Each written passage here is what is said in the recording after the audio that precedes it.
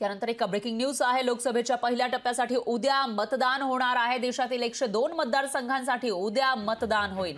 पूर्व विदर्भातील 5 मतदारसंघांचा यामध्ये समावेश आहे। महाराष्ट्रातील 5 मतदारसंघाचे पूर्व विदर्भात येतात, तिथे सुद्धा उद्या मतदान होणार आहे। यामध्ये नागपूर, रामटेक, चंद्रपूर, गडचिरोली आणि भंडारा गोंदिया या लोकसभा मतदारसंघांसाठी उद्या मतदान होईल। मतदानासाठीची प्रशासनाकडून जय्यत तयारी सुरू आहे। तर पूर्व विदर्भात महायुती विरुद्ध मविया अशी थेट लढत होणार आहे आणि त्यामुळे आता पूर्व विदर्भातील जनता मतदार राजा कोणाला आपला प्रतिनिधी निवडते याकडे सगळ्यांचं लक्ष आहे आणि उद्या आता मतदानाचा दिवस आहे। लोकसभा निवडणुकीच्या पहिल्या टप्प्यामध्ये शुक्रवारी होणाऱ्या 21 राज्य आणि केंद्रशासित प्रदेशातील 102 मतदारसंघांमधील प्रचाराची सांगता झालेली आहे आणि त्यानंतर आता उद्या मतदान होईल। याविषयी अधिक माहितीसाठी आपले प्रतिनिधी ज्ञानेश्वर पवार हे आपल्यासोबत थेट जोडले गेले आहेत। ज्ञानेश्वर, काय सांगाल? कालपर्यंत या मतदारसंघांमध्ये प्रचार सुरू होता, पण आता उद्या मतदान होणार आहे आणि आजचा हा दिवस त्याच्यामध्ये आहे, तर आज कसं चित्र या ठिकाणी आपल्याला पाहायला मिळतंय?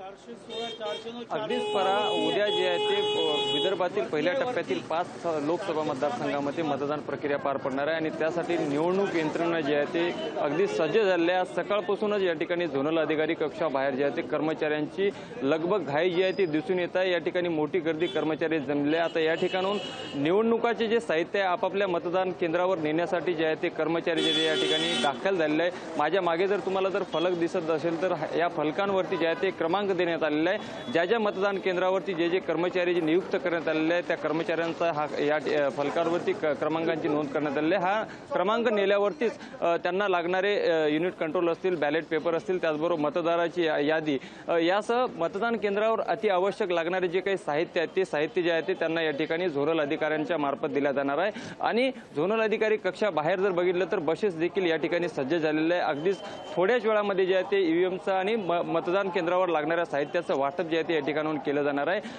सुरुवातीला ग्रामीण भागामध्ये ग्रामीण भाग जो आहे तो दूर पडतो, त्यामुळे ग्रामीण भागातील जे काही मतदान केंद्रावर जाणारे जे साहित्य आहे ते अगोदर या ठिकाणी वाटप केलं जाईल अशी माहिती जी आहे ती मिळते आहे। आता एकूणच जर पाहिलं तर निवडणूक यंत्रणा जी आहे ती सज्ज झाली आहे आणि उद्या सकाळी 7 ते सायंकाळी 6 पर्यंत जी आहे ती मतदान करण्याची जी आहे ती वेळ असणार आहे। एकूणच पाहिलं तर पहिल्या टप्प्याची 5 लोकसभा मतदारसंघ जे आहे ते विदर्भातील या ठिकाणी पहिल्या वेळेस जे आहे ते मतदान पार पडणार आहे। त्यासाठी अगदीच रामटेक आणि नागपूर लोकसभा त्याचबरोबर विदर्भातील सगळ्या लोकसभा मतदान केंद्रावर जी आहे ती यंत्रणा जी आहे सज्ज झाल्याचं जे आहे ते चित्र सध्याला पाहायला मिळते। निश्चितच आता यंत्रणा सज्ज झाली आहे, फक्त काही तास उरलेले आहेत प्रत्यक्ष मतदान सुरू होण्यास, त्यामुळे एक धाकधूक सुद्धा पाहायला मिळते। याविषयीची अपडेट आपण तुमच्याकडून घेत राहूया। दरम्यान धन्यवाद तुम्ही दिलेल्या या सविस्तर माहितीसाठी। लोकशाही मराठी ऐका, पहा, जागरूक रहा।